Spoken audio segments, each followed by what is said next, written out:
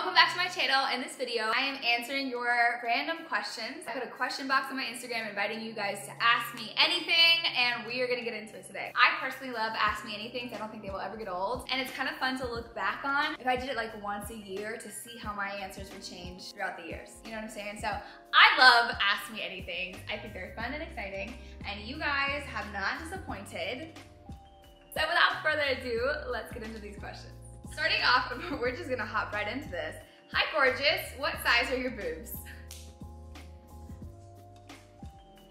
Alrighty then. I don't even know what size they are, to be quite honest. Let me take off my bra and find out. 32D.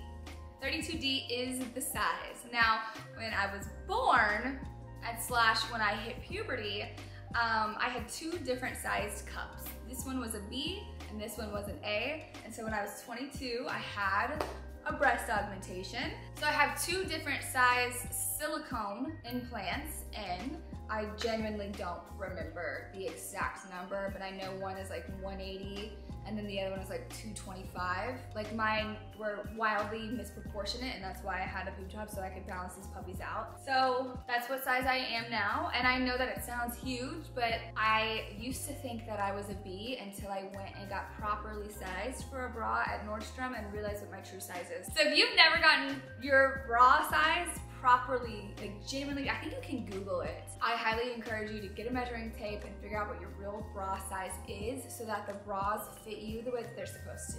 Am I still going to Pastor Earl's church? Love him. So I live in Austin now, and Pastor Earl is in Dallas. Shoreline City is my home church. It's fantastic. It's different than any kind of church that you are used to, in a way where you can come in and you don't feel any kind of shame or judgment for the first time in your life, okay? Which is what I'm very much used to going to church. That's why Shoreline City will always be my home no matter where I am. So I still watch it online, but I am hunting for a church in Austin that can be kind of just a home base that I can go to in person and make good Christian friends and have like the church community, which I believe is very important in my life, and I believe it's important in any Christian's life to have a community of faith-based believers, so you guys all believe the same thing and you're all there for each other. Church people are unlike anyone else. When I tell you they will be there at the drop of a hat for you, I am not playing. I genuinely love church people, so I'm still looking for a church home in Austin. Oral hygiene, how do you have your teeth so white?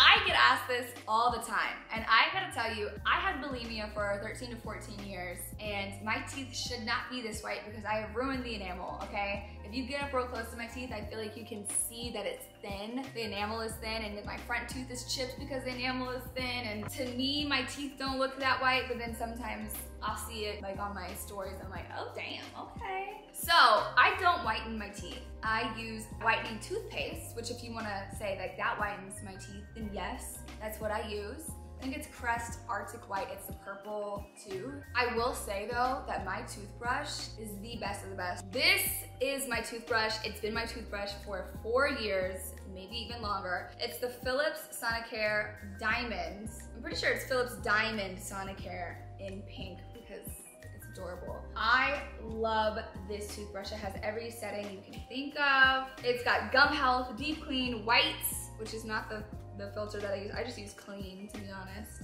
Sometimes I use deep clean when I'm feeling like I'm that girl, but it is truly 10 out of 10. Please spend your money on it. I went to the dentist for the first time, and this is gonna be disgusting, so I don't condone it, but I'm honest. I went to the dentist for the first time in, I believe, 15 years. What I said, and I got my teeth cleaned and did all the things, and the dental hygienist that came in and cleaned my teeth, she was like, you haven't been here in 15 years? And I was like, no. She's like, this is the cleanest mouth for someone who hasn't been here in 15 years that I've ever seen. And I said, thank you, it's my toothbrush. Also, I floss. Maybe it's the whitening toothpaste, which it probably is, but that is literally all that I do. I just brush my teeth, and I think personally it's this toothbrush, period. I said what I said. Okay, moving right along. How do I step into feminine energy when I've been on masculine energy for so long? I've only just had myself. Valid question, Miss Ma'am. I think a step that you can take in the right direction that will help you step into a feminine energy is allowing people to do things for you. So allowing someone to open your door. Like, I walk fast, I get to the door first, I'm opening my own door, period. I don't wanna wait for you, I'm independent. I have always really prided myself in being independent, but recently being in this relationship where I want him to feel loved. Him opening the door for me is like him taking care of me. It's an act of love. And so me not letting him do it, it doesn't make him feel good. And I love him. I want him to feel good. You know what I mean? So it's become nothing to me to just stop before I get to the door and allow him to open it for me. Even just allowing a stranger, this is gonna come from my stories, and if you know, you know, but allowing a stranger to press my button for me when I'm on the elevator. If they're like, where are you going? And I say it, old independent Alisha will just, I'm gonna press it myself. Like, don't speak to me, like, I got it, don't worry, I got it has been the attitude. But now that I'm in a really healthy relationship and I understand how my man's love language works, and just also how other people's love language works, when they offer to do something for you, you should allow them to do it. And it doesn't mean that I'm not independent. Like, I already know I can do it myself, but allowing someone to do it for me is such a feminine, soft girl thing to do, and it's nice. It's not a bad thing. It's not putting your strength in any kind of doubt, ever. To me, it actually feels quite queenly to allow someone to open a door for me. Okay, if you want to think about it like that, we're gonna think about it like that. Yes, you may press my button. Why did I feel like I should have said peasant after? Don't say peasant. Don't be toxic. But in that way, just asking for help, and not with a sense of shame, with a sense of like opening a jar. I'm wildly stubborn, and I will try everything in the book to open the jar by myself. Normally, if I lived alone, okay, yeah, do that. Like, I'm not gonna go to my neighbor and ask for help. That's weird. I'm gonna do it myself. But I have Quincy here, and like, it's nothing to just ask him to open up the jar. You know what I'm saying? So that's one way to start, is being okay with yourself, asking for help, and then allowing other people to do things for you. That is a step in the right direction, Miss Ma'am. I believe in you.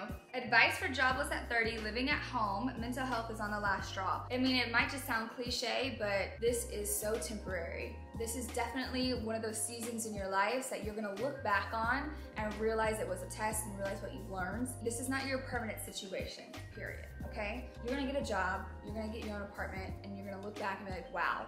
You know what I'm saying? So really intentionally, day by day, be intentional with your actions and your thoughts. How are you speaking to yourself? And unfortunately, like, my parents are very, how do I say this nicely? I would not want to live with them as an adult, no matter what. That would be I would rather be homeless, on God. That would be my last thing that I would want to do. And I still love my parents, all right? I'm not throwing shade. That is just me being honest.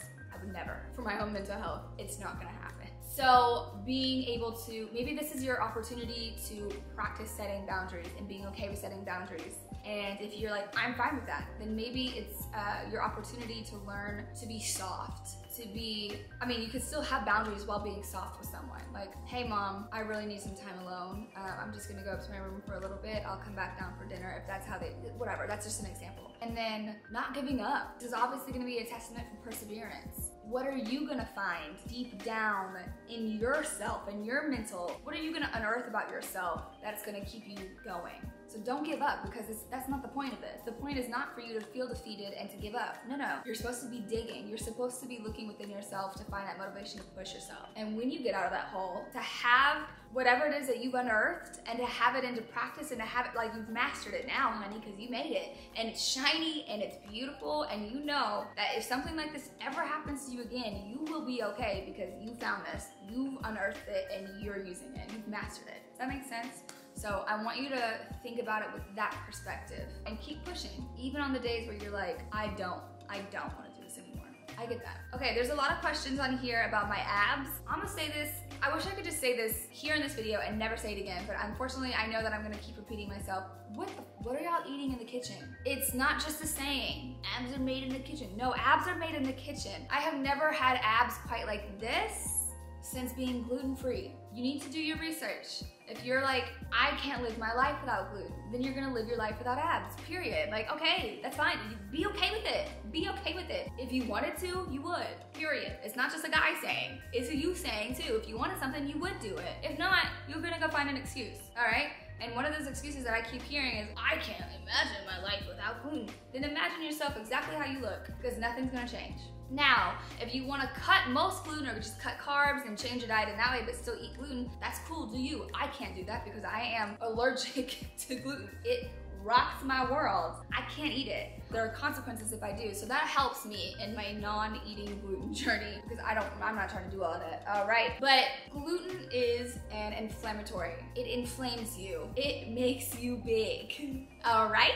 And if you're eating it every day, so for me, I was eating it every day, obviously. I didn't realize I was highly sensitive to it until it came to like a peak and I was like, I need to figure this out. But I had this nice little layer of padding on me that I always had. And then I went gluten-free and the padding went away. So I'm just saying, try being gluten-free. When I tell you guys, I maybe do ab workouts once or twice a month. I am not exaggerating. I lift weights, I do squats, I focus on upper body, I focus on back, I focus on chest. I definitely do legs and glutes twice a week, and that is it. So the core workouts that I am getting are when I'm bracing my core and like having my back straight as I do a squat with a Smith machine. That's my core workout. It's not an actual ab workout. When I do an ab workout, it'll be basics, you guys. Like it'll be crunches, it'll be planks, but it's literally once or twice a month, okay? I love you guys. I don't wanna say this again. Please just go gluten-free and you'll see what I'm talking about. How tall am I? I am 5'2", little shoddy. Someone wanted me to link the earrings that I had in the photo and I will link them in the description box for you. Oh, y'all wanna do an Austin meetup? Comment below if you live in Austin and you would like to do a meetup. I would love to have one. I think it'd be really fun. Let me know. If I have enough people say yes, then if I have like 10 people say yes, then we'll do a little meetup. We'll go get drinks somewhere. I think that would be fun. Kids? Question mark, question mark, question mark. What do you mean? Do I have any? No. Do I want any? Not really. Am I opposed to having kids? No. But is it my mission? Do I feel like I'm on a deadline? Am I anticipating having children? No, absolutely not. I really love my life exactly where it is. I love not having to wake up early and sit in a carpool line, do soccer practice in 111-degree heat. I love not having to do all of that. So it's not my anticipation to have kids, but I'm not opposed to them. Procedure for hip dips, costs, and how long does it last? That is all in the vlog, baby girl. I am gonna link the link to the vlog in the description box so that you can watch it and get all those answers. This one says, what's the last thing you recently searched and what is your last screenshot? No cheating. So let's go to, it literally just popped up. The last thing I searched is downtown San Juan. So this is where I'm going for Quincy's 30th. I know I made an entire reel. I even bought the plane tickets for Cabo. We were gonna go to Cabo.